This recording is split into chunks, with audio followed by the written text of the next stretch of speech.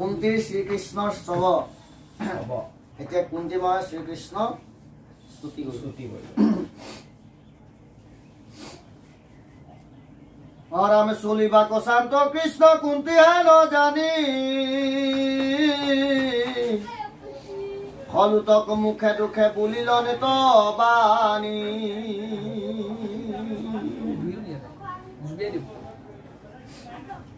হে কৃষ্ণ কৃষ্ণ বাপ কৰু প্ৰণিপাত পৰম ঈশ্বৰ তুমি জানিলো সাক্ষাৎ দেৱকী নন্দন নন্দ কুমাৰ গোবিন্দ নমো নমো মুকুন্দ চৰণ অৰবিন্দ নমো নাভি পংকজ পংকজ মালাধাৰ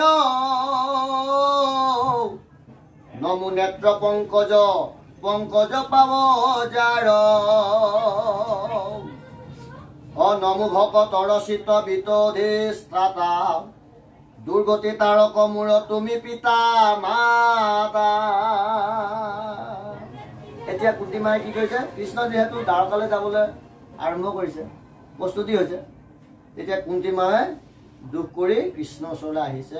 যেতিয়া কৃষ্ণই কুন্তীৰ ওচৰলৈ আহিছিলে তাৰপৰা যেতিয়া কৃষ্ণ যাবলৈ ওলোৱা বুলি সংবাদ গম পালে কুন্তী মায়ে মহাদুখে এতিয়া কি কৰিছে স্তুতি কৰিছে কৃষ্ণ হে কৃষ্ণ কৃষ্ণ মোৰ বাপ তুমি পৰম ঈশ্বৰ তুমি দেৱকীৰ পুত্ৰ আৰু নন্দ কুমাৰ আৰু তুমি গোবিন্দ পুৰুষ তোমাৰ চৰণত মই প্ৰণাম জনাইছো তুমি পংকজমালা পৰিধান কৰা আৰু তোমাৰ নাভি পংকজ সদৃশ পদুম ফুলৰ দৰে তোমাৰ নয়ন জুৰিও পদ্ম ফুলৰ দৰে আৰু তোমাৰ চৰণ যুগলো পংকজ ফুলৰ দৰে এইটো সংস্কৃত শ্লোকটো মই কৈ দিছো কৃষ্ণায় বাসুদেৱায় দেৱকী নন্দনায় চ নন্দ গোপ কুমাৰায় গোবিন্দায় নমো নমঃ নমঃ পংকজ নাভায় নমঃ পংকজ মালিনে নমঃ পংকজ নেত্ৰায় নমস্তে পংকজানৰে বসুদেৱ সুতং কৃষ্ণং কংস সমূৰ মৰ্দনম দেৱকী হৃদয়ানন্দম কৃষ্ণং বন্দে জগৎ এইটো শ্লোক মহাপুৰুষে অনুবাদ কৰিছে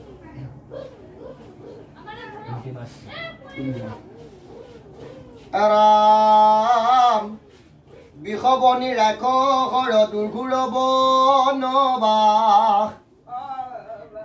আজি অশোক আমাৰ অস্তত যাও না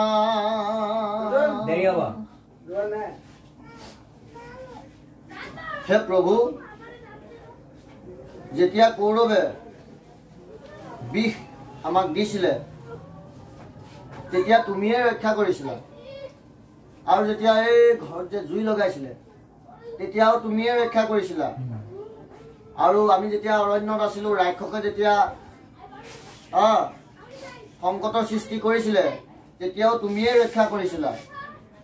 আৰু আজিও অস্বস্থমাৰ হাতত আমাৰ যেহেতু সমুলয় বংশ ধ্বংস হোৱাৰ শংকা হৈছিল তাতো তুমিয়ে আমাক ৰক্ষা কৰিলে ভীমক যে বিষ পান কৰাইছিলে বৰোৱাৰ মানে চেষ্টা কৰিছে তাতো কৃষ্ণই ৰক্ষা কৰিছে এইটো কুন্তী মায়ে গম পাইছে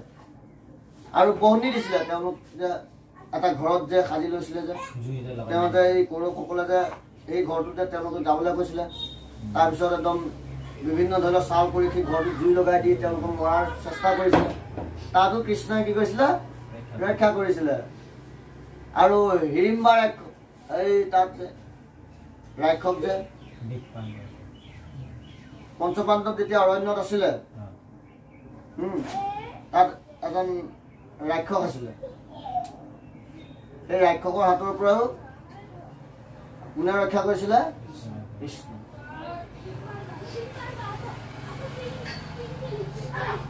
আৰু আজিও তুমি অশ্বক্ষমাৰ যি তাণ্ডৱ প্ৰহাৰ এই প্ৰহাৰৰ পৰাও তুমিয়ে আজি ৰক্ষা কৰিলা ৰামে নানা বিপদত পুত্ৰ সমে আশা ৰাখি শতকে শিশুক যেন ঢাকি থাকে পাখি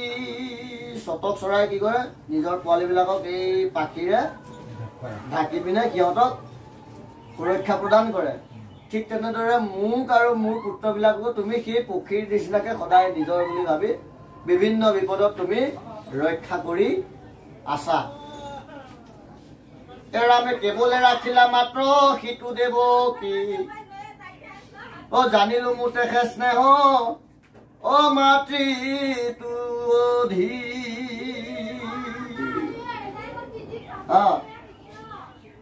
তুমি আকৌ দেৱকী আৰু বসুদেৱ তেওঁৰ সমস্ত যিমানবিলাক পুত্ৰ আছিলে চব ধ্বংস কৰি লৈ ললা, কেৱল তুমি নিজে থাকিলা আৰু বলৰাম থাকিলে। কিন্তু মোৰ ক্ষেত্ৰত মোৰ এজনো পুত্ৰ নেহেৰুৱালো, মোৰ পঞ্চ পাণ্ডৱে থাকি গ'ল। গতিকে ইয়াৰ পৰা গম পাইছো যে তুমি তোমাৰ মাতকৈও আমাক বেছিকৈ চেনেহ কৰা, এইটো কুন্তি দেৱীয়ে কৃষ্ণ প্ৰভু কৈছে। দৈৱকীটো সমস্ত আগৰ পুত্ৰবিলাকতো ধ্বংসই হৈ গ'ল, মাৰি পেলালে কংসই, কিন্তু মোৰ তুমি এটা পুত্ৰ মাৰিব নিদিলা। গতিকে তোমাৰ স্নেহ, তোমাৰ দেৱকীক তুমি বেছি চেনেহ কৰিলা। জানিলো মোতেহে স্নেহ মাতৃটো অধিক, ৰামে কেহি কেহি আপদ আমাৰ অভিমত, তোমাকো দেখিবে পাওঁ যিটো আপদত। গতিকে হে প্ৰভু, মোৰ এইটোৱে অভিমত যে তুমি এই আপদবিলাক, এই দুখবিলাক, বিপদবিলাক তুমি পুনৰ পুনৰ মোক দিয়া, আৰু যেতিয়া তুমি এই বিপদবিলাক পুনৰ পুনৰ দিবা তেতিয়াই মই আপোনাক স্মৰণ বাৰে বাৰে কৰিম, আৰু যিমানে বিপদ হ'ব আপুনি আমাক ৰক্ষা কৰিবলৈ সদায় থাকিব, আৰু মই ইচ্ছা কৰোঁ আপুনি আমাৰ সদায় ওচৰতে থাকক। এইটোৱে মোৰ অভিজ্ঞতা।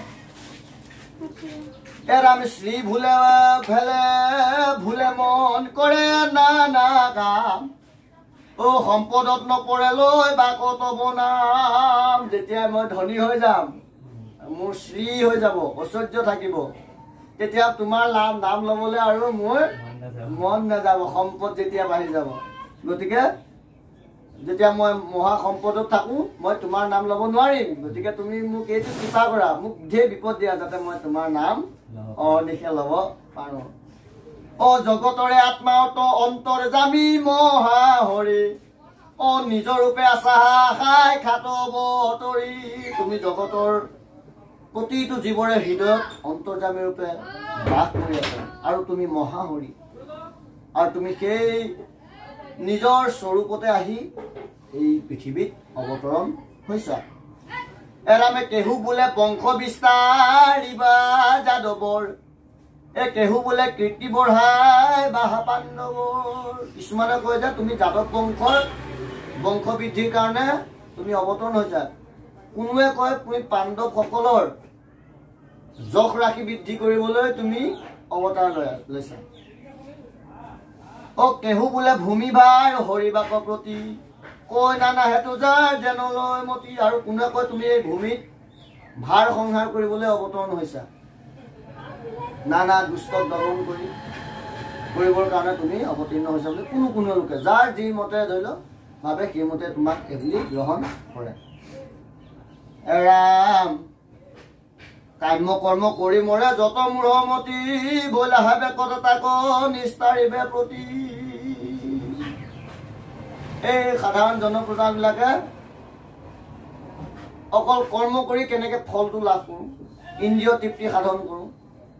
এইবিলাকতে ব্যস্ত, আৰু এইবিলাক কৰি তেওঁলোকে কি কৰে, নিজকে নাশ কৰে। গতিকে এই সকলো লোকক উদ্ধাৰ কৰিবৰ কাৰণে তুমি অৱতৰণ হৈছা। ৰাম অনন্ত চৰিত্ৰ কথা কৰিব প্ৰচাৰ, শ্ৰৱণ কীৰ্তন কৰি তৰুক সংহাৰ। আৰু তুমি যে অৱতীৰ্ণ হলা, তুমি যে বিভিন্ন লীলামালাৰ সৃষ্টি কৰিলা, বিভিন্ন কাৰ্য কৰিলা, এই তোমাৰ এই গুণনামবিলাক যদি কোনোবাই যদি শ্ৰৱণ কীৰ্তন কৰে তেওঁলোক নিস্তাৰ পাব। গতিকে এই শ্ৰৱণ কীৰ্তন যোনটো ধৰ্ম, কৃষ্ণ কথা শ্ৰৱণ, কৃষ্ণ কথা কীৰ্তন যোনটো ধৰ্ম, সেই ধৰ্মক তুমি প্ৰতিষ্ঠা কৰিবৰ কাৰণে তুমি অৱতাৰ ধাৰণ কৰিলা, আৰু যোনে এই কৃষ্ণ কথা তোমাৰ লীলাসমূহ শ্ৰৱণ কীৰ্তন কৰিব তেওঁলোক উদ্ধাৰ পাব। গতিকে এই জীৱসমূহক উদ্ধাৰ কৰিবৰ কাৰণে, কৃষ্ণ কথা শ্ৰৱণ কীৰ্তন ধৰ্ম প্ৰতিষ্ঠা কৰিবলৈ কাৰণে তুমি অৱতৰণ হৈছা বুলি কুন্তি মাৱে কৃষ্ণৰ আগত প্ৰকাশ কৰিছে। ৰাম মহাজ্ঞানী গণে বোলে হেন যুগুতি, জানো জগতকে দিবাই ঐবাৰ মুকুতি এতিয়া মই গম পাইছো এই জ্ঞানীসকলে এই কথাকে কয় আৰু তুমি জগতকে মুক্তি প্ৰদান কৰিবা এইটো কাৰণে তুমি অৱতীৰ্ণ হ'লা এৰাম ভৈলা বিদিত আহি আপুনি চৰে তোমাক এখে নজানি কুমতি নৰমৰে শুন গাঁও স্মৰণ যিটো তোমাৰ কথা আনে কৰে কীৰ্তন প্ৰসংগে তাহমবা চিৰকালতে পাওঁ তোমাৰ চৰণ আৰু দুনাই নাহি তাৰ জনম মৰণ কোনোবা যদি তোমাৰ কথা শুনে কৃষ্ণ কথা শুনে কৃষ্ণৰ গুণ গায় কৃষ্ণক স্মৰণ কৰে কৃষ্ণ কথা স্মৰণ কৰে আৰু কোনোবাই কৃষ্ণ কথা স্মৰণ কৰিছে বেলেগে যদি সেইজন ব্যক্তিক প্ৰশংসা কৰে তেওঁ বৰ ভাল কাম কৰিছে দেই কৃষ্ণ কথা কৈ আছে কৃষ্ণ গুণ বখানি আছে তেওঁলোকে কি কৰিছে বুলি কৈছে অচিৰ কালতে পাওঁ তোমাৰ অতি শীঘ্ৰে তোমাৰ চৰণ লাভ কৰিব আৰু যোনে এই কৰ্মবিলাক কৰি থাকে কৃষ্ণ কথা শ্ৰৱণ কৃষ্ণ কথা কীৰ্তন কৃষ্ণ স্মৰণ কৰি থাকে তেওঁলোক আৰু পুনৰ জনম মৰণৰ চক্ৰত আবদ্ধ হ'ব নালাগে তেওঁলোকে মুক্তি পাব বুলি কুন্তি মাৱে ভাগৱতত সিদ্ধান্ত দিছে ৰামে তুমি এৰিলাতো আমি মৃত কৰাই নগৈলে যাদৱ বংশ মৰে মুনে আৰু তুমি যদি এৰি যোৱা আমাক আমি মৃত পাই হৈ যাম আৰু আকৌ নগলেও যাদৱ বংশৰো একেটা অৱস্থা হ'ব তুমি আমাৰ লগত আছা আমি ভাল হৈ আছো আৰু তোমাক নাপায় যে সেই যাদৱ যদুসকলেও যে পীড়িত হৈ আছে এইটো কথাও কুন্তি মাৱে প্ৰকাশ কৰিছে এৰাম একো বুলিবা কমই নপাৰো সম্প্ৰতি যেন লাগে কৰা দেৱ গতি মই যে তোমাক একো আদেশো দিব নোৱাৰো কাৰণ মই যদি কওঁ যে তুমি আমাৰ ইয়াত থাকা এতিয়া যাদৱসকলৰ কি হ'ব তোমাৰ বীৰ সহ্য কৰিব লাগিব তোমাক নাপাব আকৌ যদি তালৈ যোৱা মই বীৰ সহ্য কৰিব লাগিব গতিকে তোমাৰ যি ইচ্ছা তুমি তাকে কৰা মই তোমাক আৰু কোনো অনুৰোধ নকৰো এৰামে তোমাকে দেখিবে নাপাওঁ ইখে মূৰকে যাদৱ পাণ্ডৱ বংশ কৰা স্নেহ আছে গতিকে তোমাক যে মই দেখিবলৈ নাপাওঁ এতিয়া মোৰ এতিয়া মনত দুখ থাকি যাব গতিকে মোৰ এই যদু আৰু পাণ্ডৱসকলৰ প্ৰতি যে মোৰ সাংসাৰিক যোনটো স্নেহ আছে এইটো মোক নাশ কৰি দিয়া আৰু নাশ কৰি তুমি মোক কি দিয়া শুন আন দেৱ ধৰ্মত নযাওক মোৰ মতি তোমাক কৰো মাত্ৰ নিৰণ দৰে ৰতি পাণ্ডৱসকলৰ প্ৰতিও মোৰ সাংসাৰিক স্নেহটো নাশ হওক